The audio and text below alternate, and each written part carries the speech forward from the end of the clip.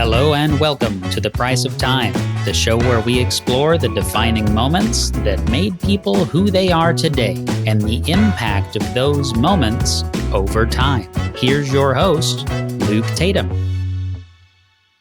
Hello again and welcome back to The Price of Time. My name is Luke Tatum. Today's guest is Yvonne Caputo. Yvonne is a teacher, psychotherapist, and corporate trainer. She has a master's degree in education and clinical psychology, and she is also the author of 2 books, Flying with Dad and Dying with Dad. So 2 very similar names in the books, but also very critical distinctions. We're going to get into more what that story is because I really don't know it yet here on the show today. So Yvonne, welcome. Thank you. Good to be here. Thank you for joining me. I'm excited to, learn your story and hear more of what you have to say. We always, on the show, we always have sort of a pre-show and we kind of hash out and get a feel for what the episode is going to be about before we record. But I really don't know. I really don't know basically any of the details. And so, I want to keep that live kind of reaction in the moment for the actual episode. And so if you would, just sort of tell us what is that key moment in your life, Yvonne, that we're going to hone in on today. Just a brief summary of where we're going to start. I would have to say at my age, there are many, but I will hone in on one. In 2008, January, dark, snow on the ground, I make my weekly phone call to my father, who lives across the other side of the state of Pennsylvania.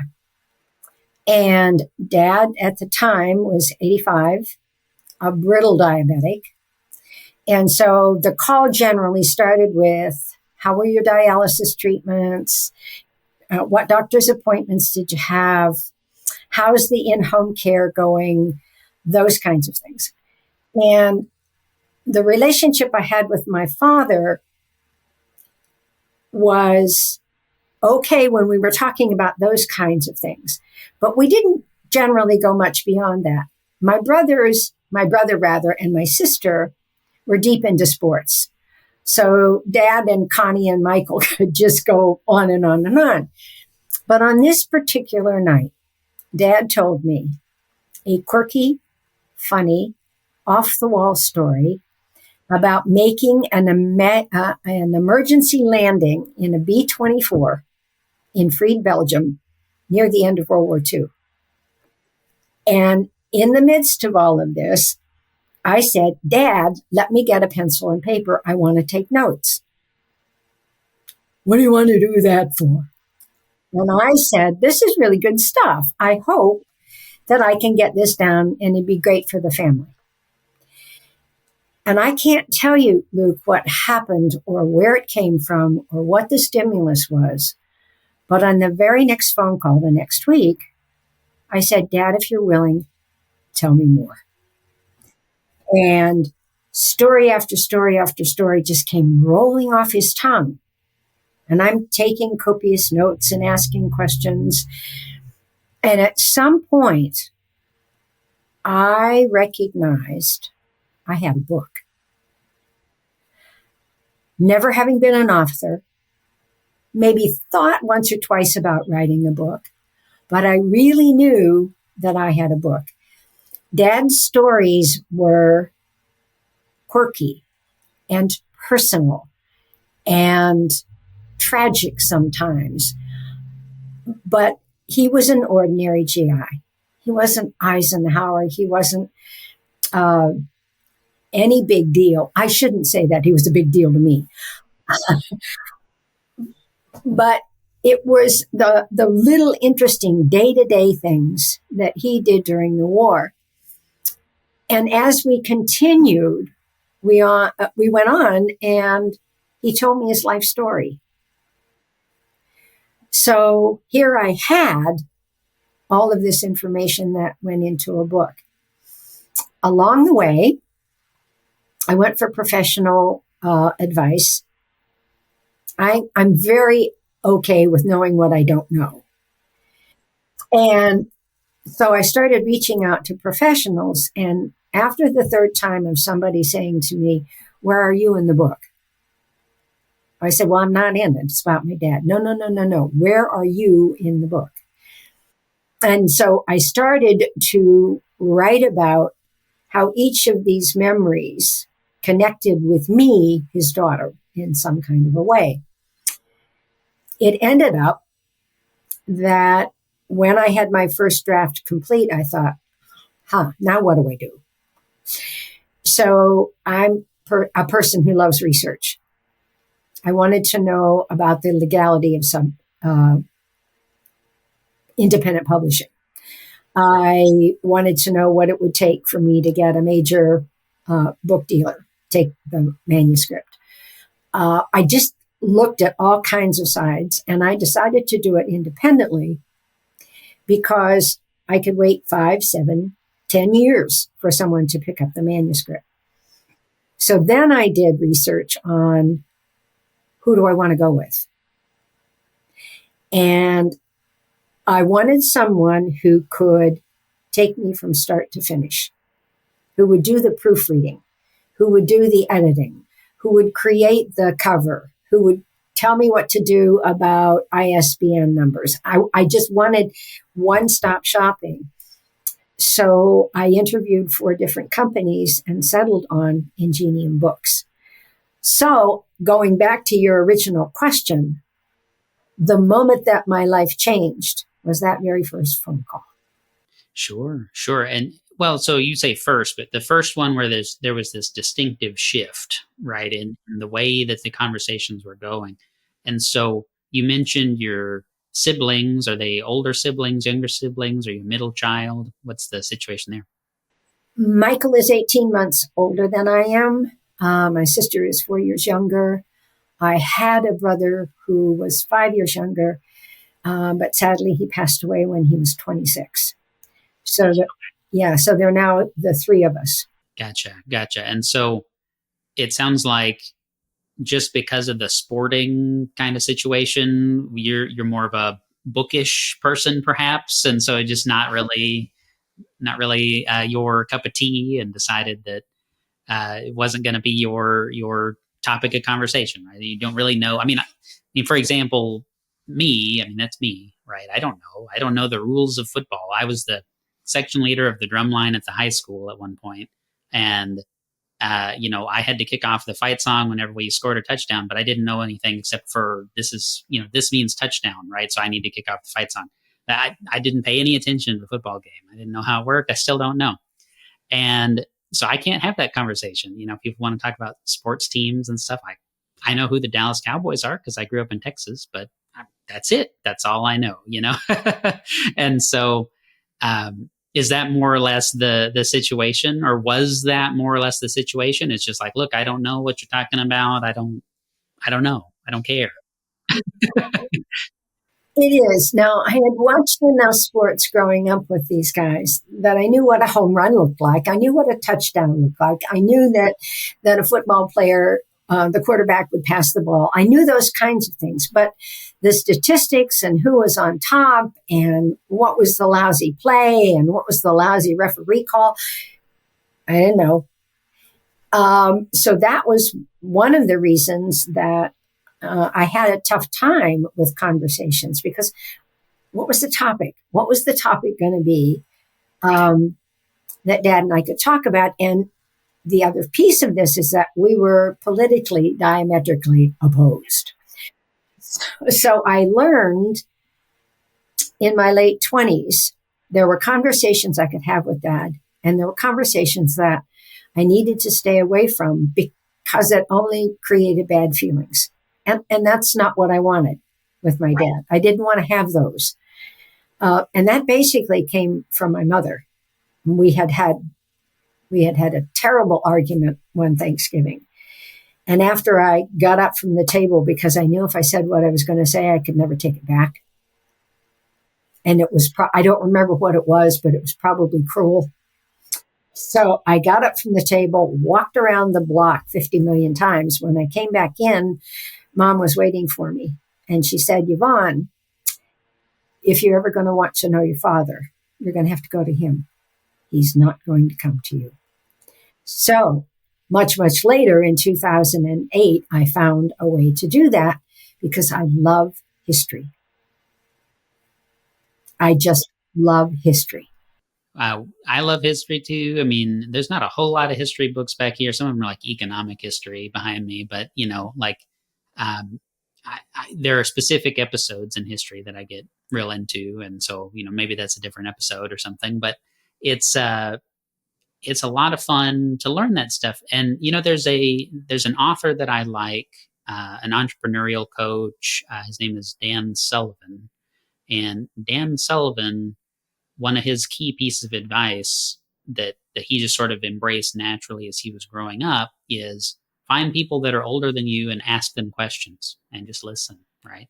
And so he learned a lot of stuff about business and about history and about all this stuff just by being willing to have conversations with people, that had more experience than him.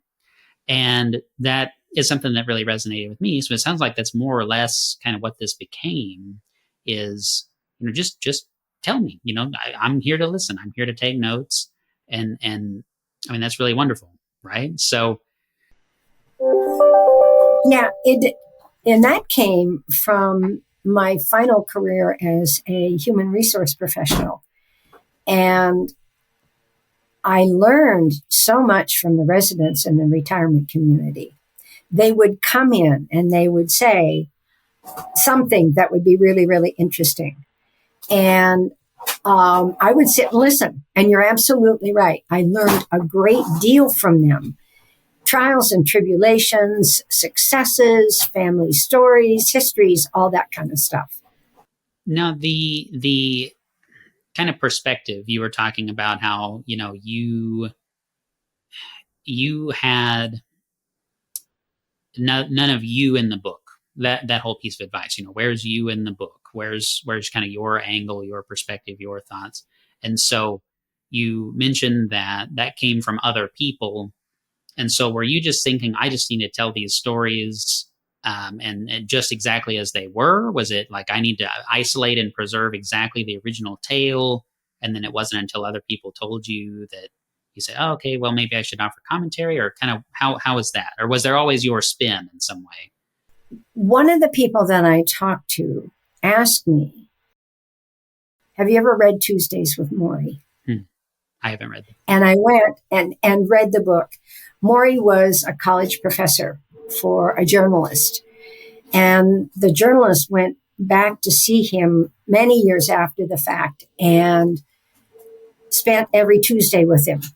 Maury had a debilitating illness. And so they would talk about life and talk about things. And that became a book. And so this person suggested that I read it. And I did. And so I got the gist of where he was going. I got the gist of what he thought I could do. What eventually happened is the book went through 3 rewrites. And when I finally handed the draft to the person that I chose, Ingenium Books, Bonnie Wagner Stafford, she took it, she threw it in a blender, and she threw it back at me. And she said, this is what I think you need to do. And I loved it. I absolutely loved this new perspective on what I had written. So the very first section of Flying with Dad is how Dad and I were disconnected. The stories, the family stories that let you know that it was the 1950s and it wasn't Ozzie and Harriet. Then the second section, she said, I want you to write this in your father's voice. And I went, how am I supposed to do that? But I had all of my dad's letters to my mother during the war. So I got them out and read them and reread them and reread them. And I started from there. I started crafting the center section in his words. The third section of the book is how the writing of the book gave me the father that I always wanted. And he got a daughter that he didn't know he had. The book was the bridge for me to have the most beautiful, heartwarming, thorough, intimate relationship with my father that was just a thrill. Now, is this all flying with Dad? Is that the first book? And so was he still with you when the first book came out? And I mean, I'm just kind of curious on timing and everything. It took me 11 years to go from the interviewing to it being published. It went through 3 drafts because I would hand the document off and people would say, well, this is what you need to do. So I would go back and do that. And then the final was when it was published. So that was kind of the timeline thing. However, Dad was in the hospital in Christmas of 2008. The first draft was finished. I took it, and it was his Christmas present. And he's in the hospital, and I'm reading one of my favorite chapters to him. When the older that Dad got, the more brittle the diabetic, and there were times shortly after dialysis, he would pass out. So I happened to go back to my hometown, and I was there when the doctor was there. And the doctor said, Mike, you can't drive anymore. And my father went to heck in a handbasket. And I was very concerned because Dad was hard to approach. Dad could get angry in a nanosecond. And I was really afraid when I went to go home, how in the world I was going to be able to take the keys away, talk to him about not driving, all that stuff. I was just kind of terrified of the whole thing. I went for a bike ride before leaving, and the whole hour that I was out, I was doing, well, could I do this or could I do that? Or how's he going to take it? What's he going to say? I get back to the house, and in his way, he said, make me breakfast. So I did. And he sits there and he's eating it, and he turned around. He had this Naugahyde ugly chair that was on rollers. And he would turn around and he was looking at the floor. And he said, I can still drive. I'm better than the potheads that are out there. I don't drink. I don't do any of that kind of stuff. I can still drive. He ended it with, Luke, but I gave my word. I didn't take the keys. I didn't have to find the rotor and remove it. I didn't have to do a thing. My father said, I gave my word. And that was the story that I read to him. And as I left the room, I said to him, I just want you to know how proud I am of you. What the heck for? I said, for your service. His response to me was, no, hon, I'm proud of you. You wrote the book. So he did see the first draft. Good. Yeah, he did see the first draft. That's really wonderful. And so then I guess the next question would be, what made you decide to do a second book? I mean, how did that come about? The decision was kind of made for me. When you do a book, you get beta readers. And these are people that read for flow and all that kind of stuff. So a couple of them were a part of the second book, and others came from just people who read the book.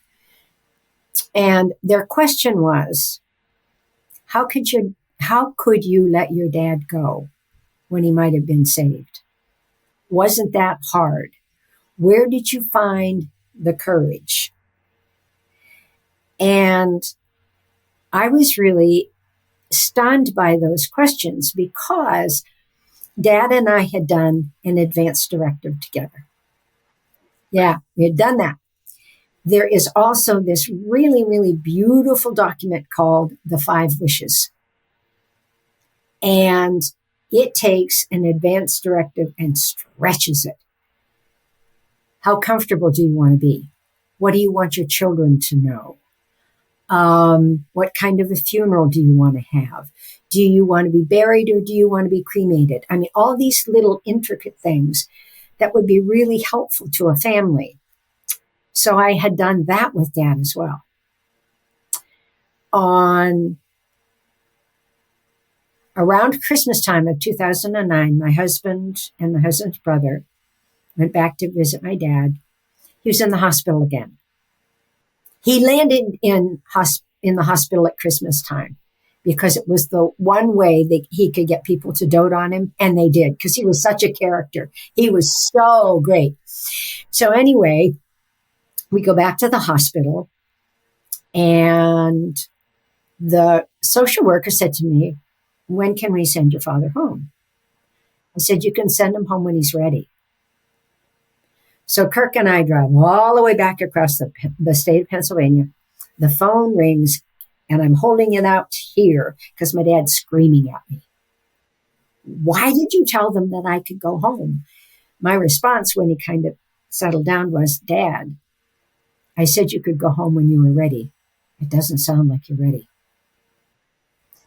He was still in a lot of pain, and hospitals can't give medicines.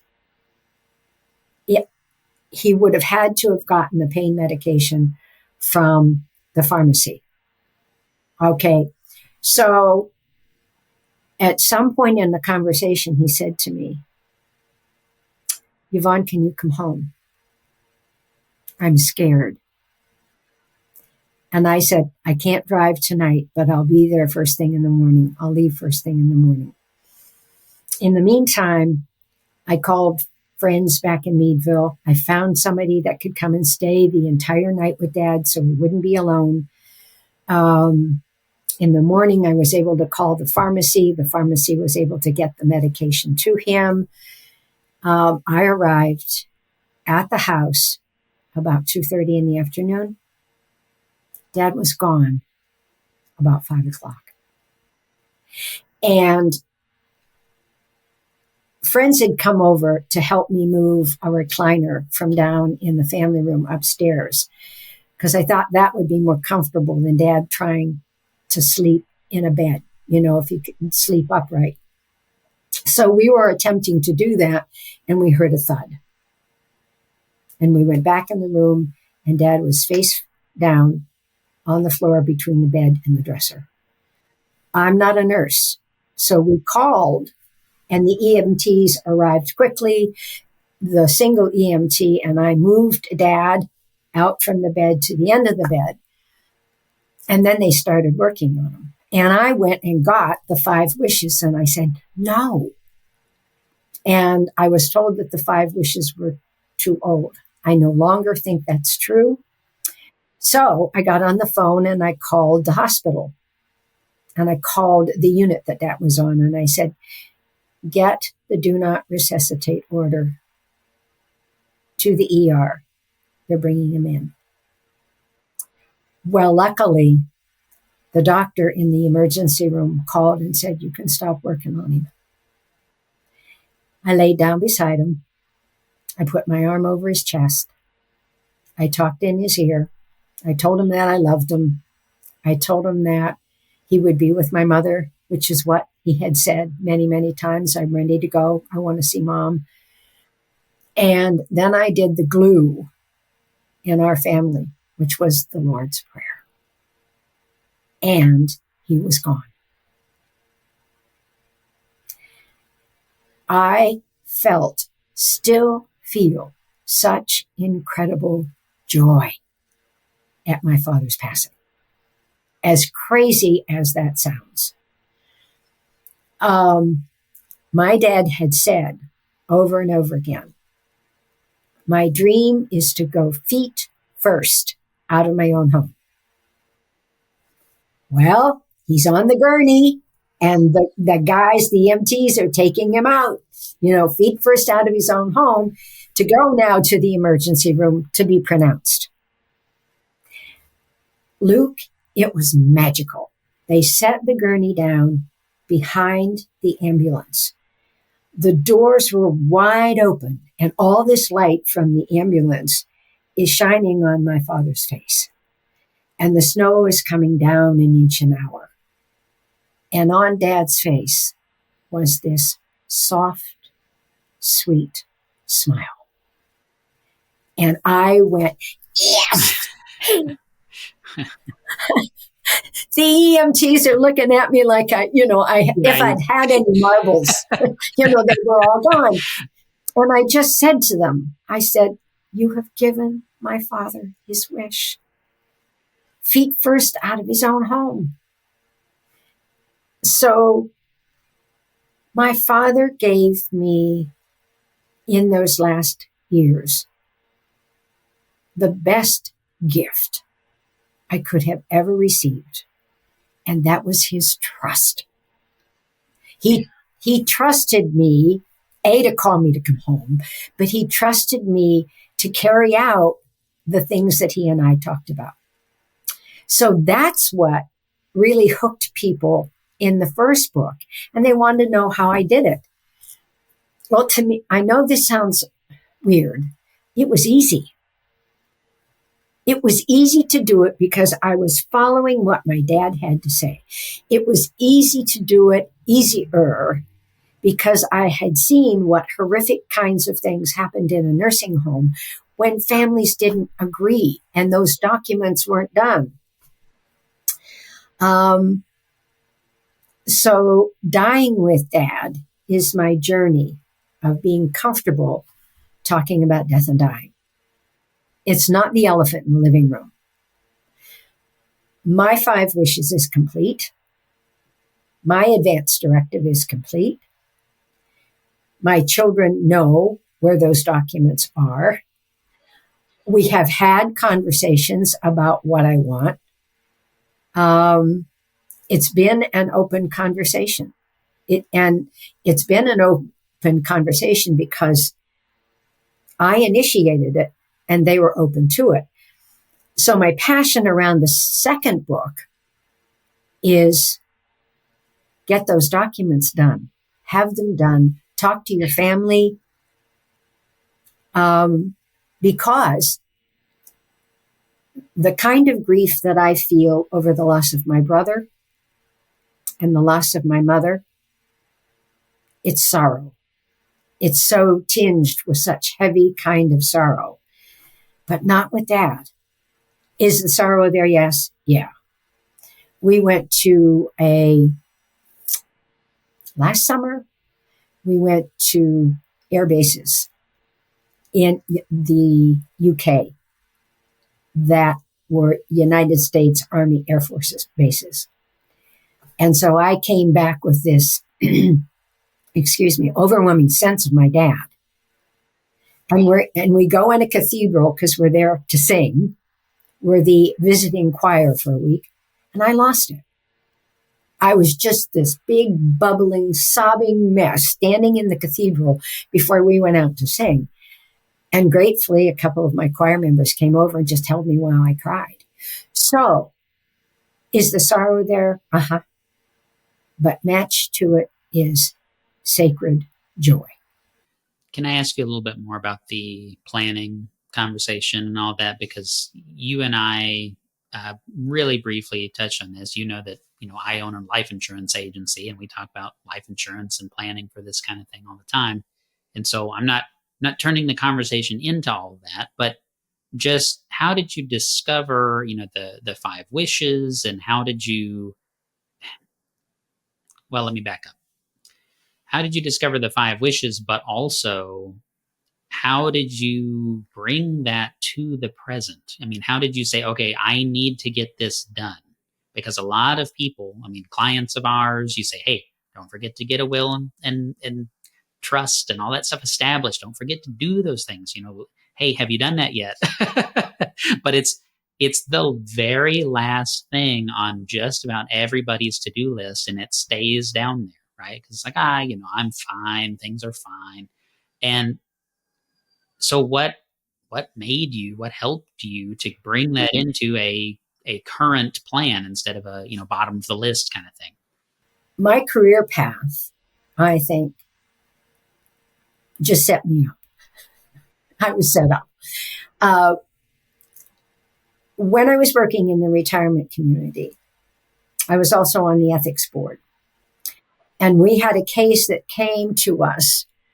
The woman was non-communicative in the late stages of dementia. She had developed an abscess on her foot. If the abscess wasn't taken care of, they were going to need to take her foot. And her daughter said, no way, just not doing it. And the daughter had an advance directive, but it was written in another state. Yeah. So we ended up deciding as an ethics committee that we couldn't decide, that we needed to take it to the court. And the court appointed a surrogate, that the surrogate would allow for whirlpool baths and antibiotics to see if they could get this abscess taken care of. If that could not happen, the daughter could then step in and say no to an amputation. That's really what flipped my lid. I picked up the phone, and I need to tell your audience, there are sometimes you can't pussyfoot around it. There's not a nice way to start the conversation. There's no easy in. So I called Dad and I said, do you have an advanced directive? I knew he had a will. I knew that was solid. He said, no, what's that? And I said, well, if something happens to you and you can't speak for yourself, someone can speak for you. And that an advanced directive is where you can tell the doctors what you want and what you don't want. How come, those kinds of things. So I said, if I find an attorney and I schedule it in Meadville and I come home, will you go? He said, sure. So we went to the attorney's office and she took out her legal pad and started asking Dad questions. Dad made me his healthcare agent and it was done. So the advance directive was done and I had a copy of that. Then maybe 3 or 4 years later, the chief of operations at the nursing home I was at came back from a meeting or a convention of retirement, around retirement issues. And she held up this blue packet and she was so excited. She said, you guys, you just need to see this thing. This is so incredible. Oh, I just love this. And I asked her at the end of the meeting, I said, can I take it with me? And she said, sure, but you got to give it back. I said, okay. Well, my desk in my office often got piled high with stuff. So on one Friday night, I thought, the cleaning people over the weekend will not touch my desk if everything isn't put away. And I'd really like to have them do that.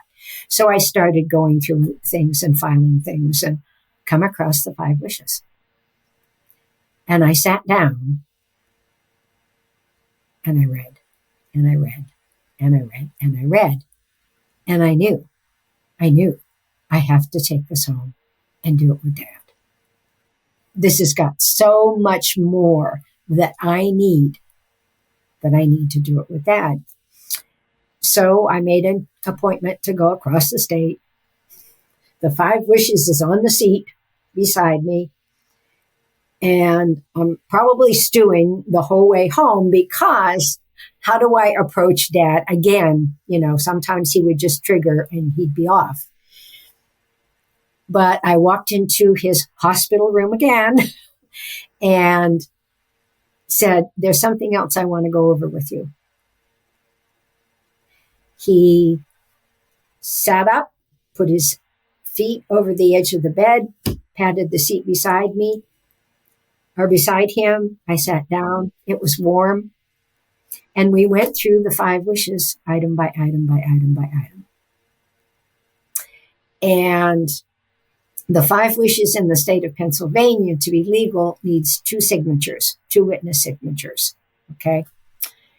So a friend of his came, and he was one of the signatures, and I got one of the volunteers, to sign it, and it was done. Fast forward for your audience. We're sitting with the priest, funeral mass, and my brother said to Father, he said, I don't really know how this goes. I don't know how this goes, so tell us what to do. And I said, Michael, Dad wants a high mass. He wants he wants the nephews and nieces to be the pallbearers.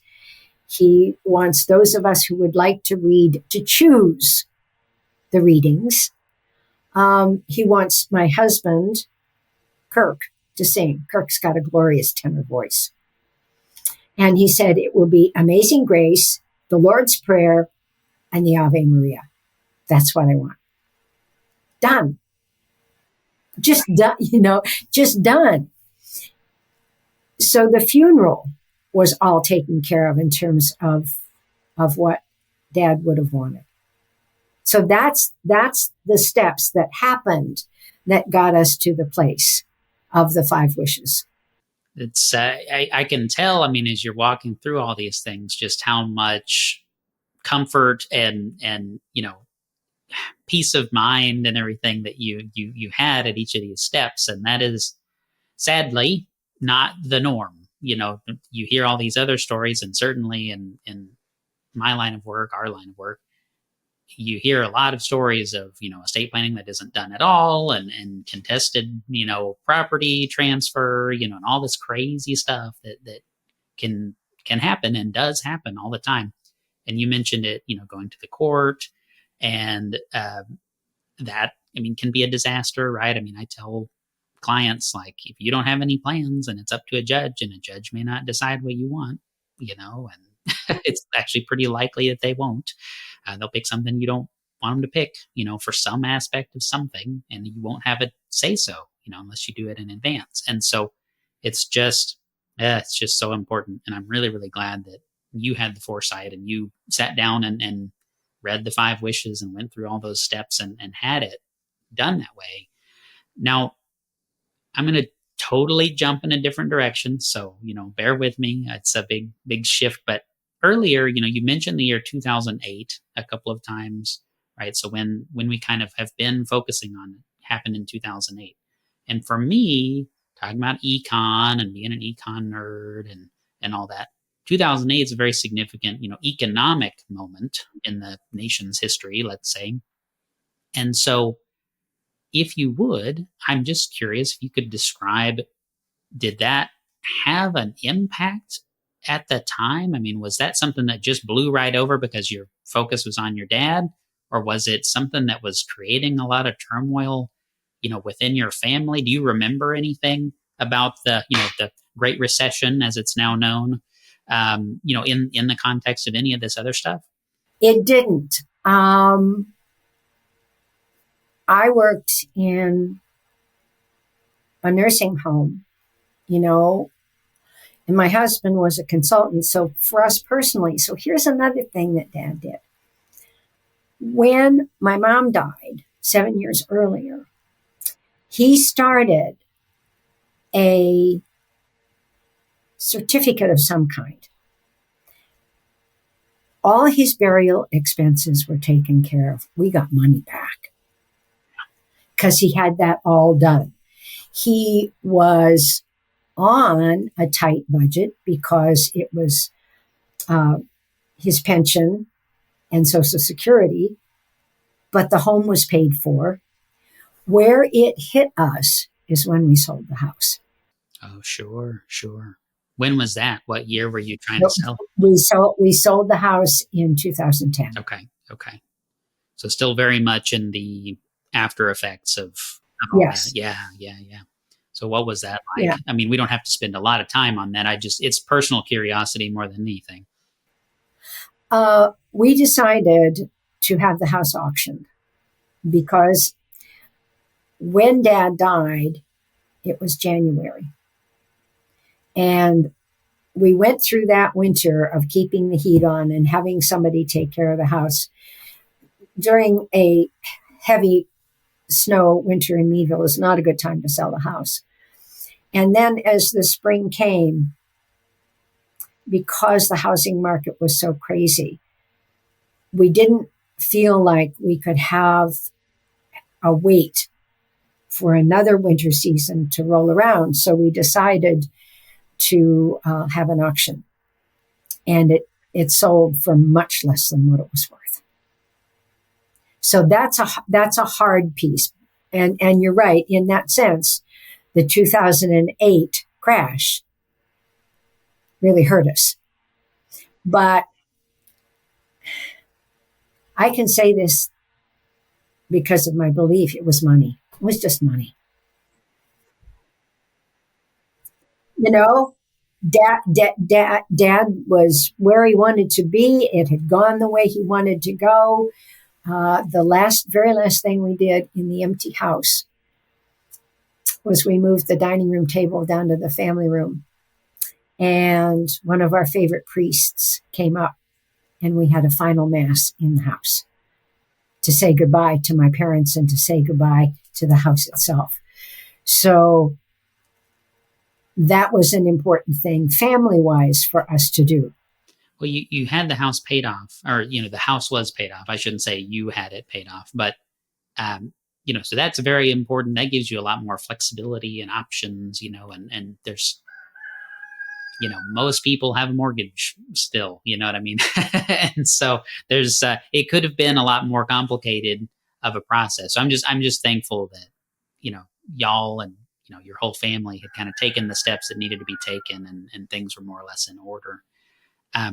Now we're getting, close to the 45-minute mark here in our recording time. I want to give you a chance to plug your website, your book, all of these things. So what's the best place for the audience to go to check out your work, to find your book and all of those things? Ingenium Books, Yvonne Caputo. Google that. Ingenium Books, Yvonne Caputo. And that will take you to my publisher. I'm on LinkedIn.